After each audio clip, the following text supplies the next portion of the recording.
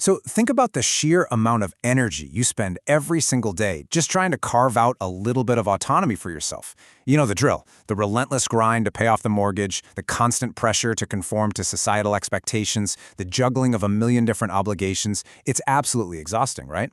Well, today we're diving into a fascinating and honestly radically unconventional text by an author named Zhu Feng. It's called The Road to Freedom.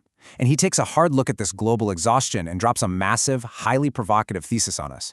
He basically argues that the freedom we are all endlessly chasing, it's a complete illusion under our current systems.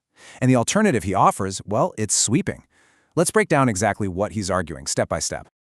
Okay, let's dive into this right away with a foundational question. Have you actually achieved physical and mental freedom? The text starts out by pointing out this universal truth that pretty much everyone, no matter who they are or where they live, is grinding their entire life for this exact goal. But what does total physical and mental freedom actually look like? Well, according to Zhu Feng, it means having the absolute, unfettered ability to go wherever you want, hang out with whoever you want, and say exactly what's on your mind, without any limitations, without any blowback, and zero fear. So take a second right now. Honestly ask yourself, do you genuinely have that level of absolute, unburdened freedom in your day-to-day life? Or are you, just kind of managing the length of your leash? If your answer was a resounding no, well, Zhu Feng says you are definitely not alone. In fact, he drops the central bombshell right at the beginning of his thesis. He says that in the thousands of years of human history, literally nobody has achieved true freedom, not one person. It doesn't matter how much wealth, power, or intellect you have. Presidents? Nope. Billionaires? Definitely not. Why? Because as he points out, a billionaire is entirely shackled by the exact assets that make them rich. They're trapped by market swings, public image, and that endless grinding paranoia of losing it all. And a president? They're totally bound by political machinery and the electorate. Scholars, experts, even the most devout religious followers, none of them have reached it. It's a sweeping claim, but it really does level the playing field for all of humanity. And this brilliantly illustrates the core mechanics of his argument. He isn't just casually throwing around the idea that we aren't free. He's actively dismantling humanity's most foundational pillars. He states it plain and simple. As long as there is money in this world, no one can be free. We usually think money buys us freedom, right? But the text argues it literally just buys us a different flavor of servitude. But here's the thing. Money is just one piece of the giant puzzle. Zhu Feng lays out a very specific, structural list of obstacles that are standing solidly between us and ultimate freedom. The author identifies exactly 8 structural barriers. Let's unpack these, because, fair warning, some of them are going to heavily challenge our everyday sensibilities. The list is country, money, marriage, family, kinship, government, debt, and ego. The text asserts that as long as even one of these exists in your life, you're constrained. Like, if you belong to a country, you're bound by its borders. Pretty straightforward. But then he steps into highly controversial territory. He argues that entering a marriage fundamentally strips away your autonomy, or having a family, parents, kids, kinship ties, means your decisions are just never truly your own again. Your energy is permanently tethered to the survival of others.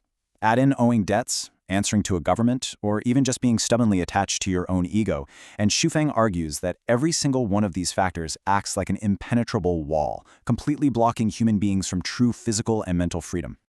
Now, if hearing that list just made your heart rate spike a little bit, or, made you feel totally defensive, well, the author fully expects that. He completely acknowledges that from our conventional way of thinking, stripping away these 8 pillars feels impossible. Actually, scratch that. It feels absolutely terrifying. Emotionally and practically, our minds instantly flood with all these panicked questions, like, if there's no country, who's going to protect my safety? What's even the point of a human life without the love of parents and children? Who maintains order in a society without a government? And honestly, without money, how do I even get the food and shelter I need to survive? The text notes that nobody in their right mind can just accept the sudden disappearance of these things because 10,000 "what do I do now" questions immediately flood in. It feels exactly like stepping off a cliff into the void. And because the idea of losing those pillars feels so completely impossible, the text argues that achieving true freedom in our current reality just feels utterly hopeless. Which leads directly to Zhu Feng's take on religion. He argues that the vast majority of people turn to faith purely as a coping mechanism.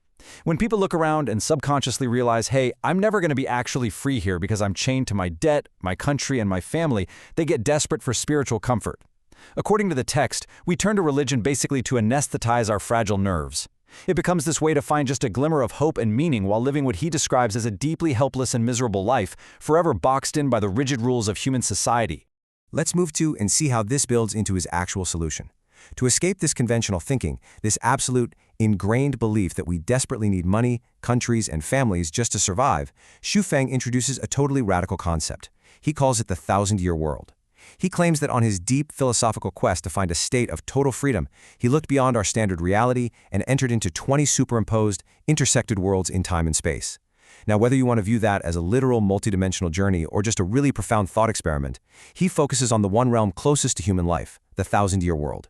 In this space, he discovered beings living beautifully and harmoniously without countries, without money, and without marriage or traditional families.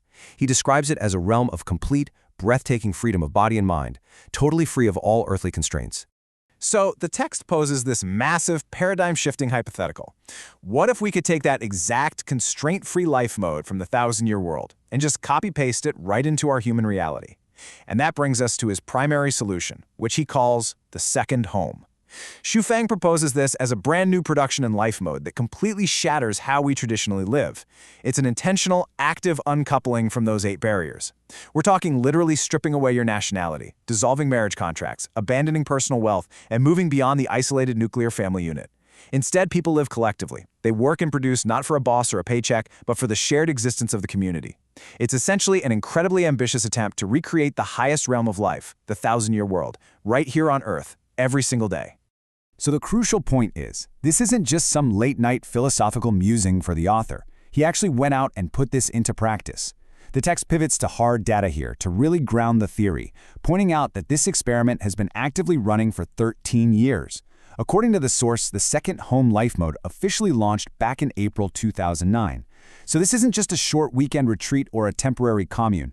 It's an active, long-term, ongoing attempt by real people to live entirely outside those traditional 8 pillars of society.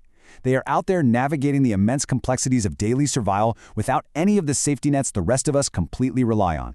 And to back up the success of this monumental experiment, the author provides some pretty wild metrics. He reports a staggering 95% satisfaction rate, meaning 95% of those who lived in the second home mode were genuinely happy with this drastically altered lifestyle. But think about it for a second. What does happiness even mean to someone who willingly gave up their personal bank account, their marriage, and their traditional family structure? Well, according to the text, it means experiencing the profound, unbelievable relief of no longer carrying the weight of debt, the crushing stress of societal expectations, or the isolating burden of trying to provide for a nuclear family all by yourself. Xu Feng uses this data to boldly claim his theory is proven. Even if factors like country and family disappear, humans can not only survive, but they can actually thrive and live a lifetime in the highest realm of freedom.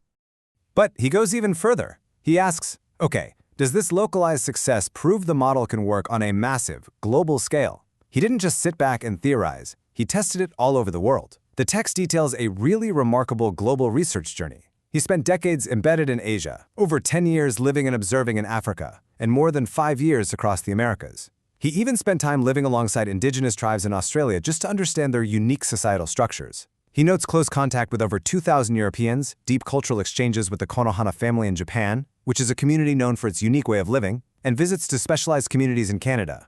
Through all of this, across vastly different cultures, economies, and social norms, his conclusions stayed exactly the same. The core desires that trap us are completely universal, which means this new life mode can absolutely work anywhere in the world. All of which brings us to Xu Feng's ultimate, deeply uncompromising conclusion. He writes, "What I am convinced of is that if human beings are not eliminated by nature, the future production and life mode of human beings will be the second home model."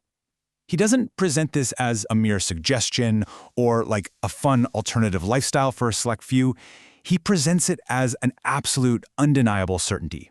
The author argues with total conviction that this radical uncoupling from society's fundamental structures is not just an option, it is literally the only road to true physical and mental freedom for every single person on this planet. So we've explored the author's systematic breakdown of society and his radical blueprint for an entirely new reality. And I want to leave you with this final, provocative thought experiment. Knowing Xu Feng's argument that things like your family, your hard-earned money, your country, and your marriage are the exact chains holding you down, could you ever actually give up those 8 pillars to achieve total unbridled freedom? Does the second home sound to you like a brilliant, liberating utopia, or does losing those traditional foundations sound like stepping way too far into the terrifying unknown? Take some time to really think about what true freedom means to you and what you might genuinely be willing to trade for.